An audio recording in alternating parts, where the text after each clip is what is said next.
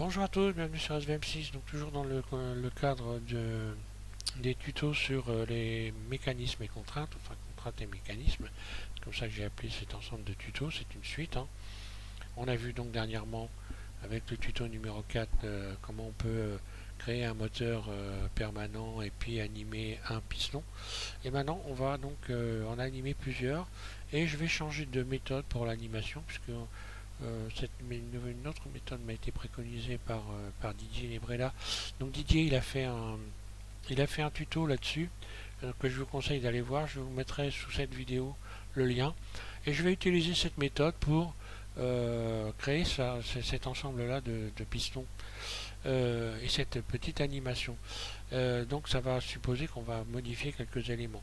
Disons que ça va être un peu plus long qu'avec un moteur perpétuel, mais bon, c'est intéressant parce que cette méthode permet d'accélérer assez facilement le moteur, enfin les pistons. Et donc voilà, puis de toute façon c'est intéressant de travailler dessus, donc je vous invite à aller regarder ses tutos aussi, son tuto là, et donc de travailler dessus. Voilà. Après, ceci dit, on peut également faire avec la méthode de l'empty qui est donc sur un chemin, et on peut l'accélérer en utilisant ici le pour accélérer le moteur, il faut aller ici dans les réglages ici là. Vous allez donc modifier l'adaptation du temps ici. Vous allez juste modifier les valeurs ici. Donc si vous tapez ici moins 50, enfin si vous tapez 50 ici, il faudra mettre 50 sur la fin ici de l'animation. D'ailleurs, je reviendrai sur cette possibilité qu'on a d'accélérer les éléments à partir de cette fenêtre là. Mais bon, on verra ça plus tard. Pour l'instant, je vais passer aux explications ici. Alors, j'ai essayé de trouver une méthode rapide pour arriver, enfin plus rapide possible, pour arriver à faire ça. Et je repasse sur une fenêtre, un autre blinde, et puis je vous explique tout ça. Voilà. Voilà, c'est parti. Donc, on va ajouter une gire. Voilà. Donc là, RX90, je la mets debout. Puis donc, bah, soit vous faites ça en mode, c'est vrai, j'ai pas pensé à expliquer ça. D'ailleurs, vous allez voir dans le tuto de Didier, vous explique ça.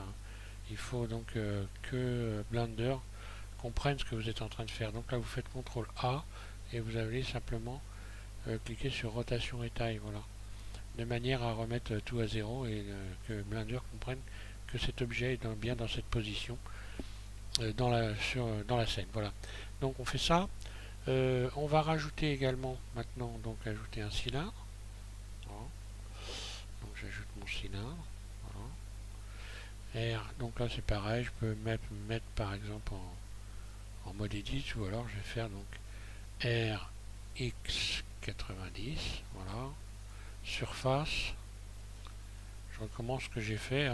Donc là pareil, vous faites CTRL A et vous cliquez sur rotation et taille. Là.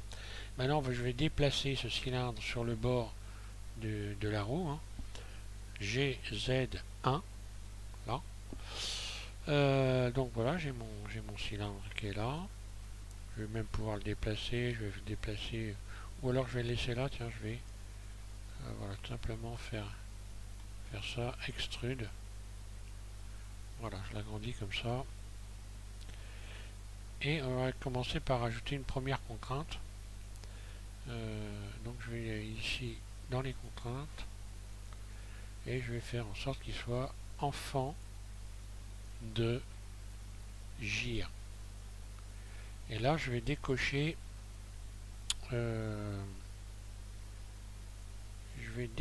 Y parce qu'après je vais dupliquer l'ensemble pour pouvoir faire plusieurs pistons. Donc normalement si j'attrape ma roue, je fais RY, on voit que ça tourne avec. Voilà. Donc là, il n'y a pas de problème, ça tourne avec. Maintenant, je resélectionne ma roue ici et je vais aller donc faire ouvrir l'éditeur de graphes. Donc là, je fais un clic droit ici, vertical split, un clic gauche. Puis ici, je vais chercher éditeur de graphes. Donc là, il faut bien suivre la manip. Je vais, pour pouvoir avoir des éléments ici dans cette fenêtre-là, faire en sorte de rajouter une image clé ici dans la timeline. Donc pour faire ça, je me mets ici début à 0. Hein. Voilà. Je me mets début à 0 et là 250, ça n'a pas d'importance de toute façon. Et simplement, vous mettez votre curseur dans cette fenêtre-là, vous faites I, et là, vous cliquez sur rotation. Là, il y a une image clé qui est venue se positionner là. Et qui est venue donc ici, on la voit, donc elle est dans cette fenêtre. Donc j'ouvre ici un clic gauche, j'ouvre donc objet transformé, et je vais sélectionner rotation LR. Un clic gauche dessus, voilà. Donc là j'ai sélectionné ça, on voit que c'est écrit en blanc plus clair que là, hein. Là c'est en gris, là c'est en blanc. Donc la sélection est faite. Je n'ai plus qu'à ouvrir une fenêtre ici. En mettant mon curseur dans cette fenêtre là, je vais faire N, voilà, et je vais cliquer ici sur modificateur, un clic gauche. Modificateur, vous ajoutez, donc là vous cliquez sur ajouter modificateur et vous cliquez sur générateur. Voilà. À partir de là, vous avez un moteur constant. Alors, le problème qu'il y a, c'est que vous voyez que le cylindre, lui, tourne dans l'autre sens. Donc je vais aller réouvrir la fenêtre ici. Et juste ici, je vais taper, à la place de 1, je vais taper 0.1 par exemple, ou 0.3. Et on voit que voilà. Donc là, si je tape 0.3, ça va aller un peu plus vite. Là. Voilà. Pour l'instant, je tape 0.1. On verra ça après. Ok. Donc à partir de là, j'ai mon moteur permanent. Voilà. Je vais donc maintenant, je me remets donc en vue 1, j'arrête l'animation. Ok, je repars ici avec ici cette icône au bout des points de départ. Et maintenant, je vais rajouter un cube. Ajouter un cube, là. Je modifie sa surface. Et pareil, je vais le déplacer. Donc, je fais en sorte que ça corresponde à peu près au cylindre. Hein. Et puis, je vais le déplacer maintenant en faisant donc GZ1. Voilà, donc d'une unité, de manière à ce que soit positionné au même endroit ici. Là, je vais le déplacer sur GY. Là. Et je vais emmener le curseur 3D, Shift D, pardon.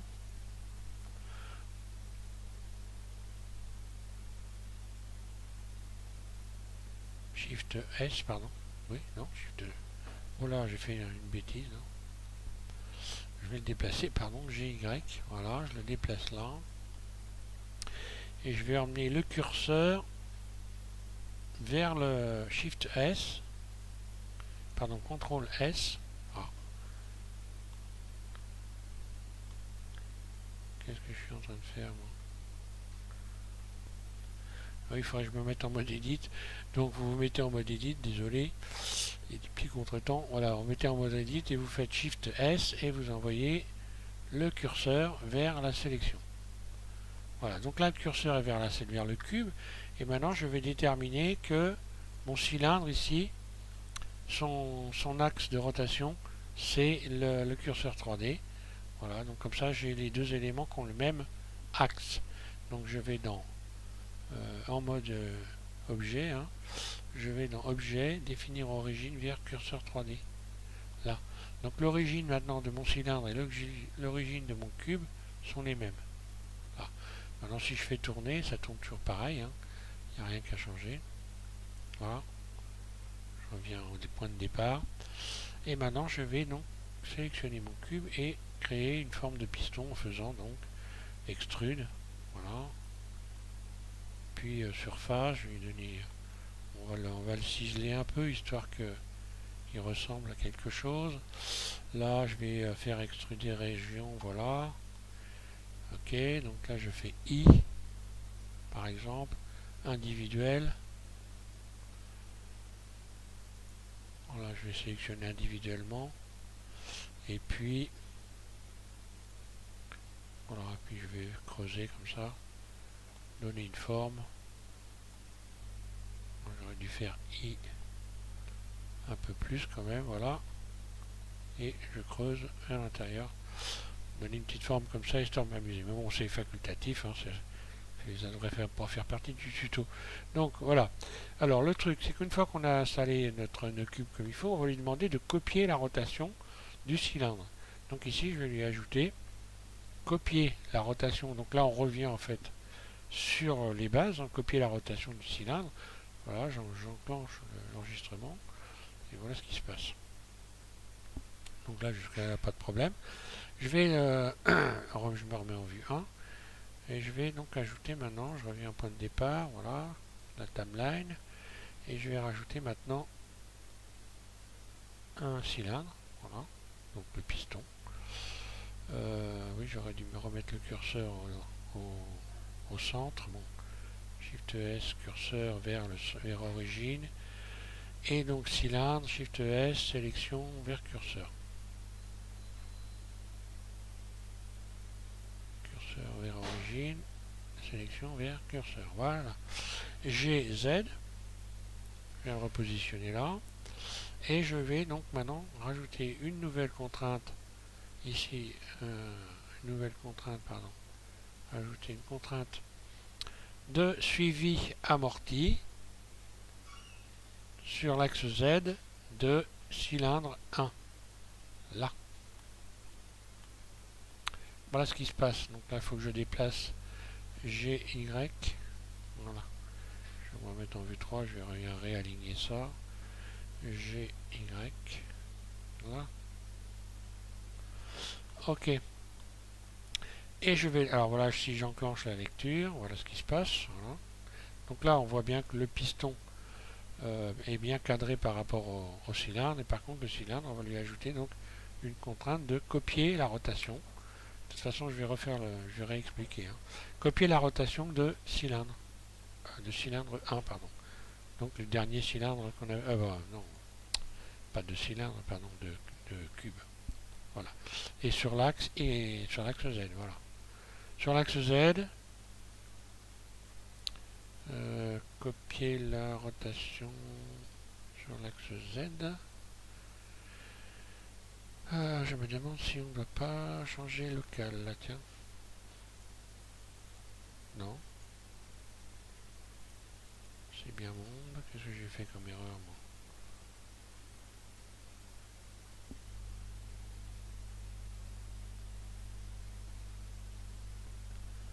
Mais oui, copier la rotation. Copier la position.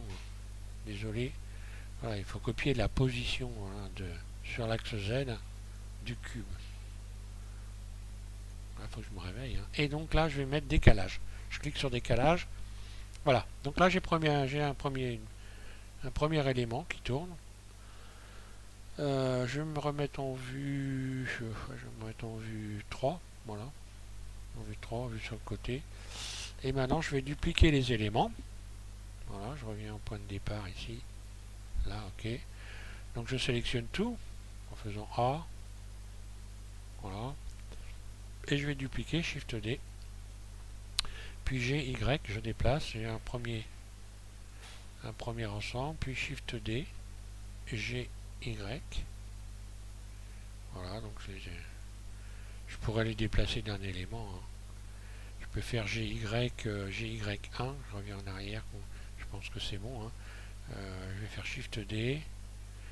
GY1. Voilà, comme ça, ou 2. Donc je reviens en arrière. Comme ça, on peut avoir un déplacement GY3. Non. Il faut que je le duplique d'abord. Shift D. GY3. Voilà. Shift D. GY3. Comme ça, on a des écarts qui sont identiques. G et Shift D.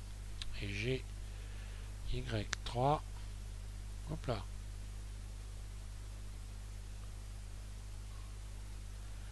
GY3. Là. Shift D. GY et 3. On va y arriver. Voilà. Alors maintenant, si je mets le moteur en marche, il n'y a pas de problème, ça fonctionne. Sauf que là, évidemment, il va falloir donc modifier quelques éléments pour que les pistons soient pas à la même hauteur. Voilà, donc je reviens au point de départ. Et je clique sur ce cylindre là par exemple. Je vais donc modifier la hauteur de celui-là et la hauteur de ce piston là. Voilà, donc je vais hop, ici dans cette fenêtre. Et là, pour modifier la hauteur, la rotation ici de gire, eh bien c'est cette valeur là qu'il faut modifier. Donc on voit que là, voilà, je vais modifier. Donc là, je vais mettre 3 pour me retrouver. Si je me remets en vue 1, voilà, il faut que ça soit dans l'alignement. Il faut que ça revienne parfaitement. Voilà, donc là, donc la bonne valeur, ça va être 3,1. Voilà. Donc là, c'est pareil, je vais mettre 3,1. Voilà. Donc là, j'ai un piston qui est en l'air, enfin deux pistons en l'air et deux pistons en bas. Donc si j'enclenche l'enregistrement, et bien voilà. Enfin l'enregistrement, la lecture. Voilà, maintenant si je veux accélérer le mouvement, donc j'ai cette possibilité là. Ici, donc on est à combien? On a 1. Ici, si je mets... Je peux aller jusqu'à 3, même voire 4. Après, non, après c'est un peu bizarre. Donc là, je vais mettre 3. Ici, pareil. 3. Donc 0.3, bien sûr. Là. Et après, je peux aller dans Influence. On peut modifier la vitesse. Bon, il faut garder des valeurs 0.5, par exemple. Pas se planter, voilà. Ici, vous tapez pareil. 0.5. Après, on peut tout régler. Donc c'est pour ça que je vous conseille d'aller faire un tour et voir le tuto de Didier à ce sujet, qui vous explique tout ça en détail. Donc on peut accélérer les choses. Et voilà ce que ça donne.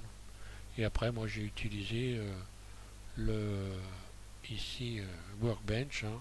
J'ai juste choisi un matcap pour revenir un petit peu sur ce mode. Si vous voulez comme ça texturer très rapidement, enfin donner un aspect de texture très rapidement, voilà, je clique ici sur ombrage, je vais modifier les ombrages. Ici ensuite cavity, puis ici monde, je mets les deux, je clique les deux. Mais bon, voilà, j'ai fait un... Et là, je modifie les valeurs de manière à donner un peu de profondeur aux éléments ici. Donc on va le voir. Je vais changer donc la couleur. Et ça va... Voilà, par exemple, je mets ça. Et je me mets en mode rendu ici. Hop là, ici. Voilà. Donc là, on voit, j'ai fait un tuto là-dessus. Donc sur le mode Workbench, que je vous invite à regarder si vous voulez en savoir plus. Il y a une série de tutos, je ne sais plus combien, une dizaine. Et on peut donc s'amuser comme ceci à rajouter des couleurs d'un seul coup, des textures, enfin donner même ici des matériaux, créer des matériaux. Et tout ça assez rapidement, sans trop se casser les pieds.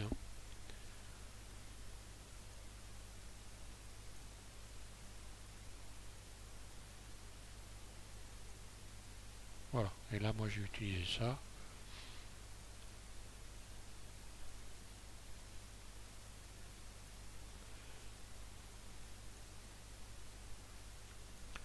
Voilà, et pour accélérer les choses, ici, voilà, j'ai mis 1. Donc après, on peut sélectionner les éléments. Voilà. 1. 1. Et après, ça se règle tout seul, il n'y a pas de problème. Le moteur suit tout seul. Alors, j'ai essayé d'utiliser... ça fonctionne pas bien. J'ai essayé, enfin, c'est-à-dire que... Bon, il faudrait que je travaille dessus. Mais ici, dans les réglages, j'ai essayé, dans les rendus, d'utiliser ici l'adaptation du temps en modifiant ça. Et on voit que les roues ne sortent, les pistons eux, ils tournent bien plus vite, sauf qu'apparemment les roues il y a un problème de réglage. Bon, je vais travailler dessus et puis je reviendrai ultérieurement sur des explications à ce sujet pour vraiment faire tourner ça très rapidement. Voilà. Donc je vais particulier en plus avec ce tuto. Sinon, bah, vous pouvez rajouter autant de pistons que vous voulez, hein. Donc là, par exemple, si j'avais sélectionné, si je me remets en vue 3, que je resélectionne par exemple cet ensemble-là, si je me remets en vue 1, ou en vue 3, oui, et que je fais Shift D, puis G, Y, et que je le déplace là,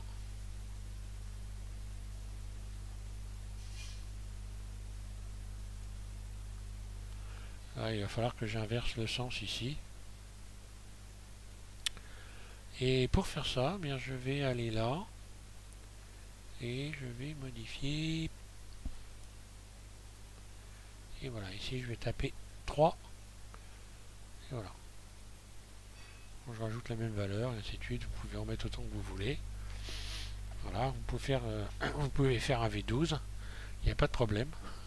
D'ailleurs, ça va être intéressant peut-être de voir qu'on peut d'incliner les pistons ou de faire un moteur avec des pistons à plat, comme sur certaines voitures qui ont un système de pistons à plat, ce qui est donc améliore la vie et les capacités du moteur. Voilà, donc je m'arrête là, et puis je vous remercie à tous de suivre SVM6, amusez-vous bien, faites des jolis moteurs avec des beaux cylindres, et puis voilà, donc je vous invite à continuer à regarder les tutos, je vais chercher d'autres choses à faire, toujours qui vont concerner toujours les contraintes, hein, sur des objets, donc les mécanismes. On va faire joujou avec les mécanismes, on va continuer là-dessus, voilà.